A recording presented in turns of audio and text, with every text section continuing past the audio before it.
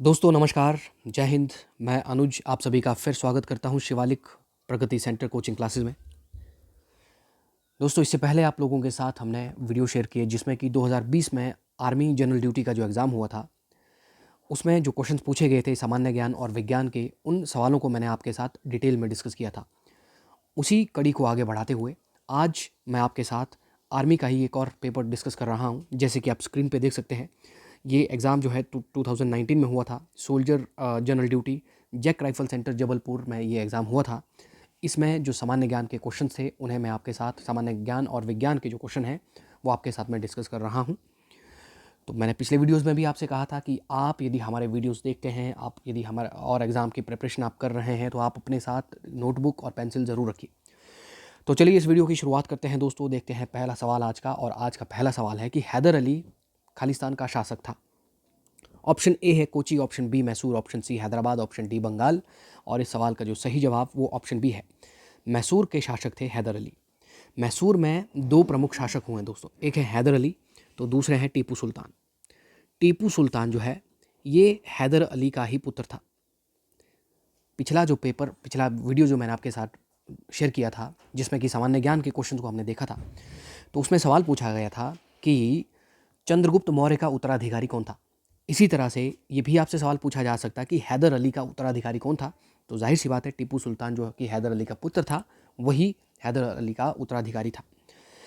मैसूर और अंग्रेज़ों के बीच में 4 लड़ाइयाँ लड़ी है दोस्तों, जिसमें कि दूसरी लड़ाई लड़ते लड़ते जो है हैदर अली का देहांत हो जाता है और इस लड़ाई को कंटिन्यू करते हैं टीपू सुल्तान। और इसके बाद 2 लड़ाइयाँ अंग्रेज़ों के साथ में टीपू सुल्तान और लड़ते हैं। और 1799 में श्रीरंगपट्टनम में, जो कि वर्तमान कर्नाटक में है, जो चौथा आंग्ल मैसूर युद्ध हुआ था उसमें टीपू सुल्तान की मृत्यु हो जाती है। तो इस तरह से आपसे एग्ज़ाम में ये सवाल पूछे जा सकते हैं। इसके अलावा यहाँ पे जो बाकी ऑप्शंस हैं वहाँ पे भी सवालों को देख लेते हैं दोस्तों। यहाँ से आपको कुछ और भी सवाल बनते हैं। हैदराबाद से काफ़ी सवाल आपको एग्ज़ाम में पूछे जाते हैं। हैदराबाद जो है, हैदराबाद वर्तमान में तेलंगाना की राजधानी है। ये भी आपसे सवाल पूछा जा सकता है कि तेलंगाना की राजधानी, या भारत में किसी भी राज्य की राजधानी आपसे पूछी जा सकती है, किसी भी देश की राजधानी आपसे पूछी जा सकती है। तो राजधानियाँ या मुद्राएं जो है आप उन्हें ध्यान से पढ़िए, उन्हें ध्यान से तैयार कर लीजिए। हैदराबाद को दोस्तों इसे हम निज़ाम का शहर भी कहते हैं। निज़ामों का शहर या फिर निज़ाम का शहर जो है ये हैदराबाद को कहते हैं। हैदराबाद को मोतियों का शहर भी कहा जाता है। भारत में मोतियों का शहर किसे कहा जाए, यदि आपको इस तरह से सवाल आता है, वो हैदराबाद को कहा जाता है। हैदराबाद में 4 मीनार है दोस्तों। ये भी आपको एग्ज़ाम में सवाल पूछा जा सकता है कि 4 मीनार कहाँ पे है। तो 4 मीनार हैदराबाद में है। हैदराबाद में हैदराबाद का ही एक जुड़वा शहर है, उसका नाम है सिकंदराबाद। सिकंदराबाद जो है ये हैदराबाद का जुड़वा शहर है। 4 मीनार का निर्माण कुली कुतुब शाह ने किया। कुली कुतुब शाह ने हैदराबाद का निर्माण, माफ़ कीजिए, 4 मीनार का निर्माण किया है। हैदराबाद में दोस्तों सालार जंग म्यूज़ियम है। सालार जंग म्यूज़ियम या सालार जंग संग्रहालय। एग्ज़ाम में, आर्मी के ही एग्ज़ाम में ये सवाल पूछा गया है कि सालार जंग म्यूज़ियम जो है कहाँ पे है। हैदराबाद में बिरला मंदिर भी है दोस्तों। बिरला मंदिर। और हैदराबाद जो है ये मूसी नदी के किनारे पर बसा हुआ शहर है। मूसी नदी के किनारे पर बसा हुआ शहर जो है वो हैदराबाद है। चलिए अगला क्वेश्चन देखते हैं दोस्तों। क्वेश्चन नंबर 2 है कि खालिस्तान दक्षिण अफ्रीका की राजधानी है। ऑप्शन है केप टाउन, ऑप्शन बी है Kiev, option C London, option D Moscow. तो इस सवाल का जो सही जवाब है वो केप टाउन है। जैसे कि अभी अभी मैंने आपसे कहा, इससे पहला जब क्वेश्चन डिस्कस कर रहा था कि राजधानियाँ एग्जाम में पूछी जाती हैं, वो आपके भारत के किसी भी राज्य की राजधानी पूछी जा सकती है। विश्व में जितने भी देश हैं उनमें से जो खास खास देश हैं, उसमें जो मुख्य मुख्य देश हैं जिनके बारे में आप सुनते हैं अक्सर, उन देशों की राजधानी आपको पूछी जा सकती है। कीव जो है ये यूक्रेन की राजधानी है। यूक्रेन की राजधानी है कीव। लंदन जो है, लंदन इंग्लैंड की राजधानी है दोस्तों। इंग्लैंड, ब्रिटेन की राजधानी जो है वो लंदन है। मॉस्को ये रूस की राजधानी है। रूस की राजधानी है मॉस्को। उसी तरह से पेरिस जो है, पेरिस फ्रांस की राजधानी है। कैनबरा जो है, कैनबरा ये ऑस्ट्रेलिया की राजधानी है। वाशिंगटन डीसी जो है ये अमेरिका की राजधानी है। रोम जो है ये इटली की राजधानी है। आपको एग्ज़ाम में राजधानियाँ पूछी जाएंगी, तो आप राजधानियों का जो आपको ये बुक्स में मिल जाएंगे, टॉपिक पूरा का पूरा राजधानियों का, मुख्य मुख्य देश जो हैं विश्व के, उनकी राजधानियाँ आपको मालूम होनी चाहिए। स्वीडन की राजधानी, स्वीडन की राजधानी है स्टॉकहोम। जर्मनी की जो राजधानी है दोस्तों वो है बर्लिन। उसी तरह से नॉर्वे की जो राजधानी है वो है ओस्लो जो है ये नॉर्वे की राजधानी है। आप जो है जापान की राजधानी है टोक्यो। बांग्लादेश की राजधानी ढाका है। आप राजधानियों का जो टॉपिक है ज़रूर तैयार करके जाएं। चलिए अगला क्वेश्चन देखते हैं। नेक्स्ट क्वेश्चन है, तराइन की लड़ाई किस किस के बीच में हुई थी? ऑप्शन ए है दोस्तों औरंगजेब और शिवाजी। ऑप्शन जो बी है वो है मोहम्मद गौरी और पृथ्वीराज चौहान। ऑप्शन सी है दोस्तों तैमूर और अकबर। ऑप्शन डी है अकबर और शिवाजी। तो इस सवाल का जो सही जवाब है दोस्तों वो है कि तराइन का जो युद्ध हुआ था ये हुआ था मोहम्मद गौरी और पृथ्वीराज चौहान के बीच में। तराइन का जो युद्ध हुआ था ये मोहम्मद गौरी और पृथ्वीराज चौहान के बीच में ये लड़ाई लड़ी गई। तराइन का जो युद्ध दोस्तों, तराइन में 2 युद्ध हुए हैं, एक 1191 में और एक 1192 में। तराइन का जो अक्सर एग्ज़ाम में पूछा जाएगा आपसे कि तराइन का दूसरा युद्ध कब हुआ, तो इस सवाल का जो जवाब होगा 1192 में तराइन का दूसरा युद्ध हुआ, जो कि मोहम्मद गौरी और पृथ्वीराज चौहान के बीच में लड़ा गया। और इस युद्ध में मोहम्मद गौरी की विजय हुई, पृथ्वीराज चौहान की इसमें हार हुई। तो ये आपको सवाल पूछा जा सकता है कि जो किसने मोहम्मद गौरी को तराइन के युद्ध करने के लिए, जो दूसरा युद्ध हुआ था, किसने मोहम्मद गौरी को निमंत्रण भेजा या किसने मोहम्मद गौरी का साथ दिया? तो एक राजा थे दोस्तों, उनका नाम है जयचंद। जयचंद जो है ये जो राजा हैं, कन्नौज के ये राजा थे। ये एक राजपूत राजा थे और पृथ्वीराज चौहान भी एक राजपूत राजा थे। जयचंद की जो पुत्री है, उनका जो जयचंद की पुत्री संयोगिता का हरण करके पृथ्वीराज चौहान ने उनके साथ विवाह किया था और जयचंद को ये बात बहुत नागवार गुजरी थी। तो इस बात का बदला लेने के लिए, हालांकि तराइन का जो पहला युद्ध हुआ उसमें पृथ्वीराज चौहान ने मोहम्मद गौरी को हरा दिया था और मोहम्मद गौरी भी पृथ्वीराज चौहान से बदला लेना चाहता था। तो जयचंद ने पृथ्वीराज चौहान को इस बात का दिलासा दिलाया, ये बात कही कि मैं तुम्हारा साथ जो है युद्ध में दोबारा से यदि आप अटैक करते हो, आक्रमण करते हो, तो मैं आपका पूरा साथ दूंगा।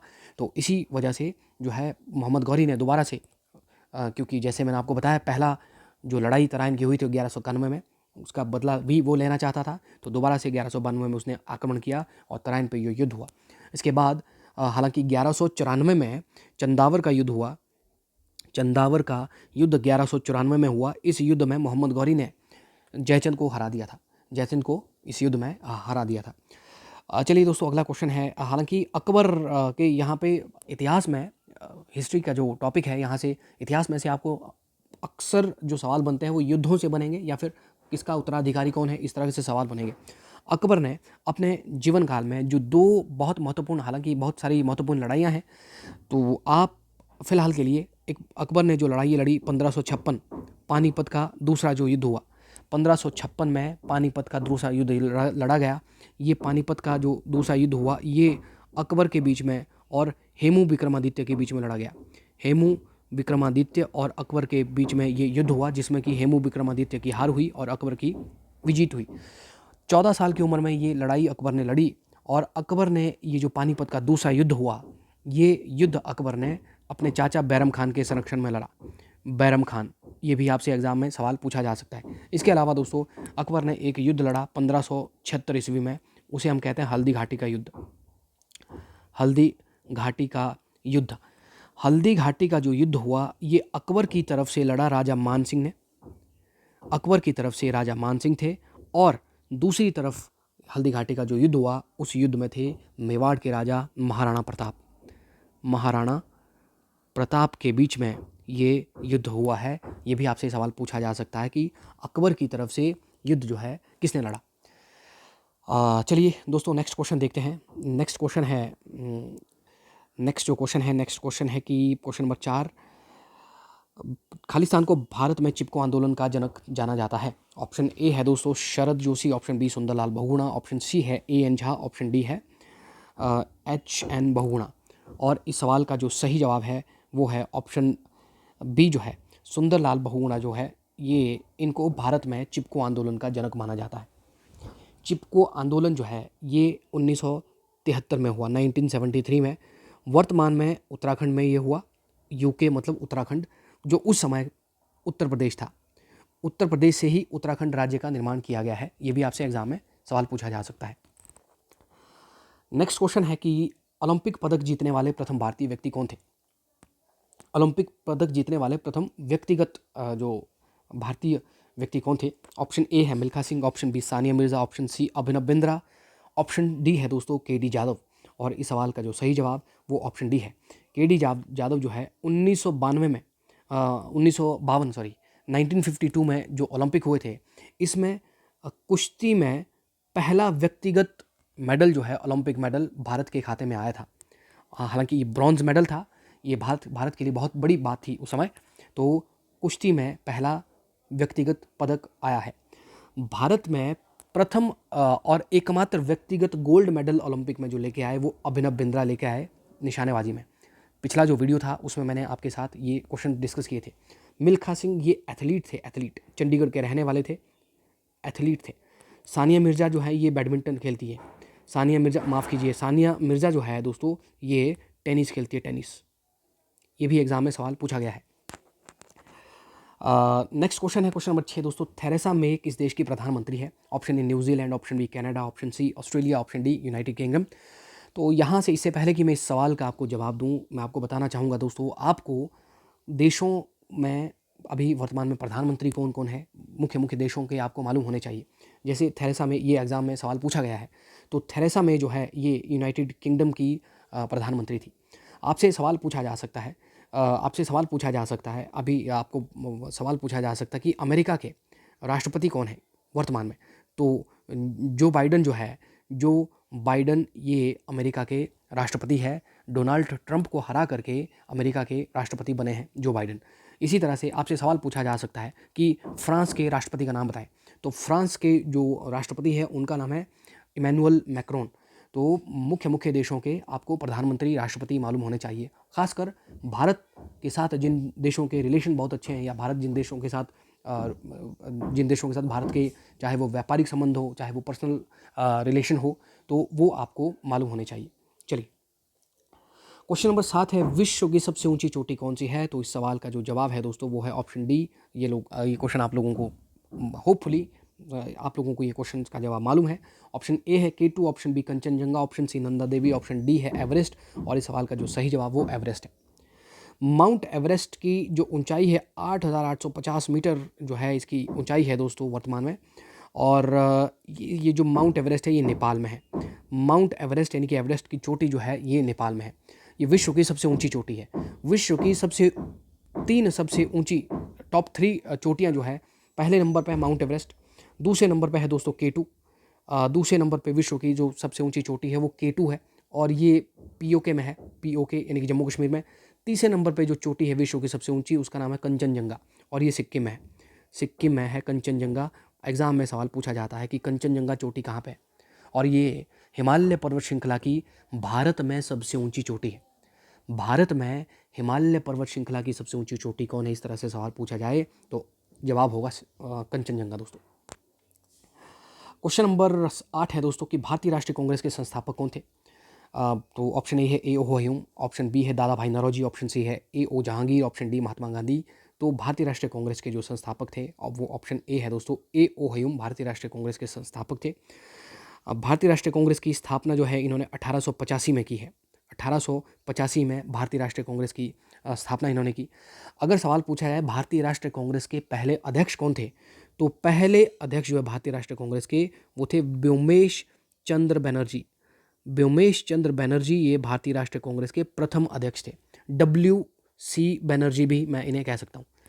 भारतीय राष्ट्रीय कांग्रेस के यदि सवाल पूछा जाए कि पहले मुस्लिम अध्यक्ष कौन थे, प्रथम मुस्लिम अध्यक्ष यदि पूछा जाए दोस्तों, तो भारतीय राष्ट्रीय कांग्रेस के प्रथम मुस्लिम अध्यक्ष जो थे वो थे बदरुद्दीन तैयब जी। बदरुद्दीन तैयब जी। आपको सवाल पूछा जा सकता है भारतीय राष्ट्रीय कांग्रेस के प्रथम अंग्रेज अध्यक्ष कौन थे?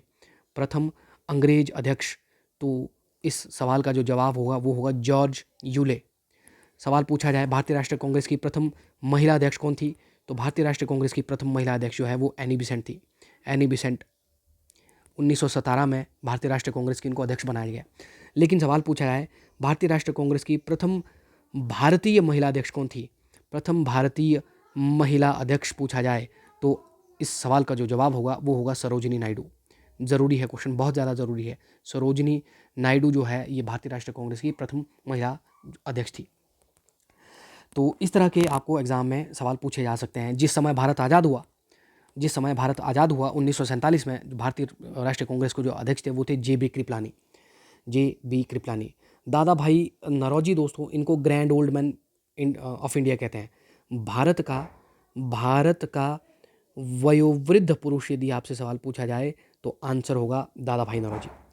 क्वेश्चन नंबर 9 है दोस्तों, क्वेश्चन नंबर 9 को देखते हैं। और क्वेश्चन नंबर 9 है कि भारत में प्रथम गाड़ी सेवा खालिस्तान में शुरू हुई। ऑप्शन ए है 1834, ऑप्शन बी है 1869, ऑप्शन सी है 1853, ऑप्शन डी है 1854।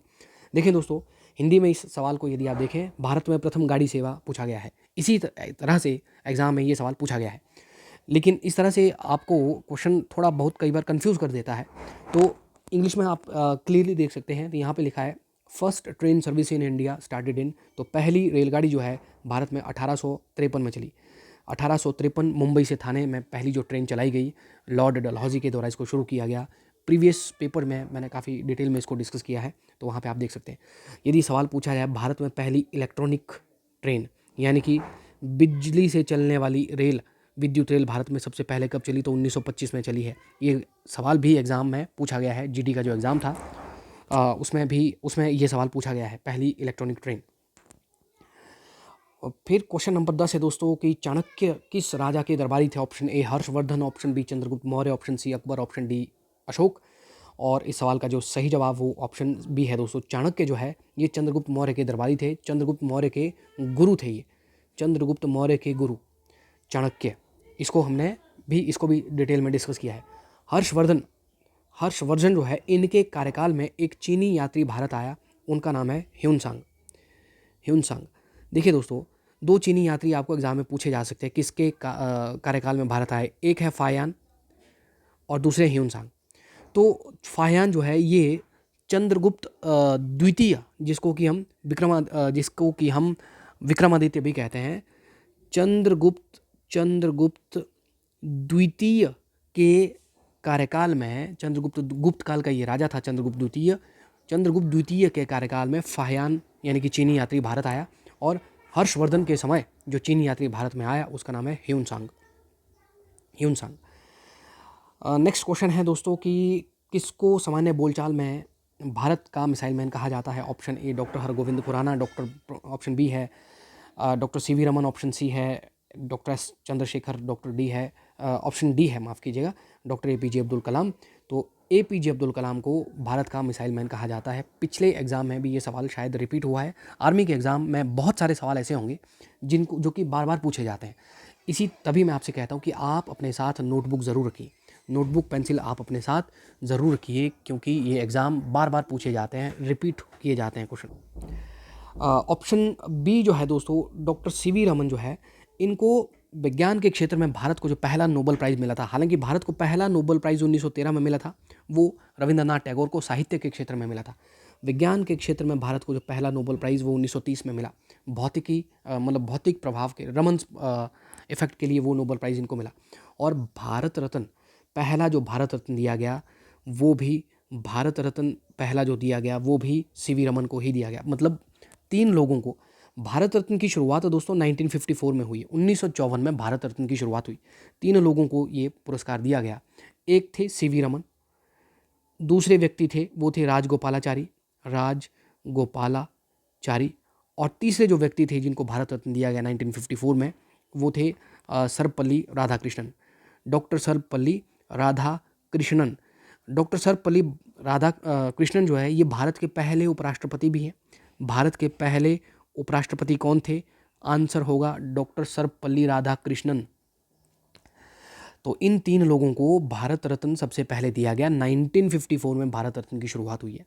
और आपको सवाल पूछा जाए कि भारत रत्न सबसे पहले किसको दिया गया, इन 3 ऑप्शन में जो भी आपके पास ऑप्शन दिया होगा तो वो आपका आंसर हो जाएगा दोस्तों, वो आपका आंसर हो जाएगा। भारत के missile man doctor APJ Abdul Kalam. Question number 12 है दोस्तों, जनसंख्या की दृष्टि से सबसे बड़ा देश कौन है? ऑप्शन ए रूस, option B Nepal, option C Bharat, option D चीन। तो इस सवाल का जो सही जवाब वो चीन है। जनसंख्या की दृष्टि से सबसे बड़ा कंट्री जो है विश्व में वो चीन है। और क्षेत्रफल की दृष्टि से यदि आपको सवाल पूछा जाए सबसे बड़ा देश कौन सा है, वो रूस है। रूस और चीन ये ऐसे देश हैं, मैंने कहा दोस्तों कि क्षेत्रफल की दृष्टि से विश्व का सबसे बड़ा जो देश है वो रूस है। रूस और चीन एक ऐसे देश हैं, मतलब ये ऐसे देश हैं जिनकी सीमाएं जो है 14 देशों के साथ मिलती हैं। मतलब सर्वाधिक देशों के साथ सीमाएं बनाने वाला देश जो है रशिया भी है और चाइना भी है। लेकिन यदि सवाल पूछा जाए सबसे लंबी सीमा रेखा वाला देश, आपको सवाल पूछा जाए सबसे लंबी सीमा रेखा वाला देश, सीमा रेखा वाला देश जो है, तो आंसर हो जाएगा दोस्तों इसका कनाडा। कनाडा जो है ये सबसे लंबी सीमा रेखा वाला देश है। कनाडा और अमेरिका के बीच में जो सीमा रेखा है वो विश्व में सबसे लंबी सीमा रेखा है। दो देशों के बीच में कोई भी जो सीमा रेखा है उनमें से सबसे लंबी है। मैंने आपको कहा कि यदि सवाल पूछा जाए कि सबसे अधिक किन देशों के साथ सबसे अधिक देशों के साथ सीमाएं कौन से देश बनाते हैं, तो आंसर रूस और चीन कुछ भी हो सकता है। और भारत जिस देश के साथ सबसे लंबी सीमा शेयर करता है वो उस देश का नाम है बांग्लादेश। क्वेश्चन नंबर 13 है दोस्तों, किस भारतीय कप्तान ने सर्वप्रथम क्रिकेट विश्व कप जीता? सवाल बहुत ज़्यादा जरूरी है। तो कपिल देव 1983। ऑप्शन जो इसमें है सुनील गावस्कर, कपिल देव, सचिन तेंदुलकर और एम एस धोनी। तो कपिल देव ने 1983 में जो वर्ल्ड कप हुआ उसमें पहला विश्व कप जो है क्रिकेट में भारत के लिए जो जीता वो कपिल देव की अगुवाई में जीता। दूसरा विश्व कप भारत ने वर्ल्ड कप क्रिकेट में 2 बार जीता है, एक 2011 में एम एस धोनी की कप्तानी में और दूसरा कपिल देव की कप्तानी में 1983। बहुत ज़्यादा ज़रूरी सवाल है। कपिल देव को हम हरियाणा हरिकेन भी कहते हैं। कपिल देव को हम हरियाणा हरिकेन भी कहते हैं, हरियाणा हरिकेन। तो और उसके साथ साथ हम एम एस धोनी को कैप्टन कूल कहते हैं। कैप्टन कूल या फिर माही के नाम से ये बहुत ज़्यादा फेमस है। क्वेश्चन नंबर 14 है कि उत्तराखंड राज्य बनने से पहले देहरादून किस राज्य का हिस्सा था? तो उत्तराखंड राज्य जो है ये उत्तर प्रदेश से निकला हुआ है। ऑप्शन है मध्य प्रदेश, हरियाणा, उत्तर प्रदेश और हिमाचल। तो जैसे कि इसी वीडियो में मैंने पहले आपको बताया था जब हमने चिपको आंदोलन वाला क्वेश्चन किया था, तो वो उत्तर प्रदेश से निकला है उत्तराखंड। तो जाहिर सी बात है देहरादून भी उत्तर प्रदेश से ही निकला है। तो उत्तर प्रदेश इस सवाल का जो सही जवाब है। आपने देखा होगा दोस्तों आर्मी में जो सवाल पूछे जाते हैं बहुत ज़्यादा मुश्किल सवाल नहीं पूछे जाते हैं। यदि आप तरीके से प्रिपरेशन करो, थोड़ा बहुत यदि आप ध्यान से प्रिपरेशन करो, सवालों को बहुत ध्यान से देखें, तो आप इस एग्ज़ाम को बहुत आसानी से निकाल सकते हो। थोड़ा बहुत मेहनत करके, मेहनत तो आपको करनी पड़ेगी, तो आप तरीके से यदि मेहनत करते हो तो आप एग्ज़ाम को ज़रूर क्रैक करोगे दोस्तों। ये मेरा आपके साथ इस बात का मैं दावा कर सकता हूँ। चलिए क्वेश्चन नंबर 15 है दोस्तों कि श्रीलंका देश की मुद्रा क्या है? Option A dollar, option B pound, option C रुपया, ऑप्शन डी युआन। तो श्रीलंका की जो मुद्रा है दोस्तों, करेंसी, वो है रुपया। आपसे पूछा जाए कि बांग्लादेश की जो मुद्रा क्या है? तो बांग्लादेश की मुद्रा है टका। पाकिस्तान की मुद्रा भी है रुपया। आपसे भूटान की मुद्रा पूछा जाए तो नगुल ट्रम जो है ये भूटान की मुद्रा है। आपसे पूछा जाए कि ब्रिटेन की मुद्रा क्या है? तो उनकी है पाउंड। अमेरिका की है डॉलर। बहुत सारे कंट्रीज़ ऐसे हैं जिनकी करेंसी जो है वो डॉलर है। इवन जैसे यूरोप में कुछ देश हैं, कई देश ऐसे हैं जिनकी जो करेंसी है वो यूरो है, यूरो। इसी तरह रूस की जो करेंसी है वो है रूबल। चीन की जो करेंसी है दोस्तों वो है युआन। युआन जो है ये चीन की करेंसी यानी कि चीन की मुद्रा है। और जापान की जो मुद्रा है वो येन है। तो मैंने पहले भी आपसे कहा कि कई बार एग्ज़ाम में ज़रूरी नहीं कि मुद्राएं पूछी ही जाए, ऐसा ज़रूरी नहीं है कि एग्ज़ाम में राजधानियाँ पूछी ही जाए, लेकिन अक्सर ये एग्ज़ाम में सवाल आ जाते हैं, तो आप इन सवालों को प्रिपेयर करते रहिए। तो दोस्तों आज के इस वीडियो में इतना ही। आपको ये वीडियो कैसा लगा आप हमें कमेंट करके ज़रूर लिखिए। यदि आपको ये वीडियो पसंद आया दोस्तों, आप इस वीडियो को लाइक करें, इस वीडियो को शेयर करें, अधिक से अधिक उन स्टूडेंट्स तक ज़रूर पहुँचाएँ जो इस तरह के एग्ज़ाम्स की प्रिपरेशन कर रहे हैं। फिर आपके साथ मुलाकात होगी दोस्तों। इसका मैं पार्ट वी ज़रूर आपके लिए लेके आऊँगा जिसमें कि विज्ञान के क्वेश्चन को मैं डिस्कस करूँगा। तब तक के लिए दोस्तों अब आप इजाज़त दीजिए, फिर आपसे मुलाकात होगी। नमस्कार, जय हिंद, जय भारत।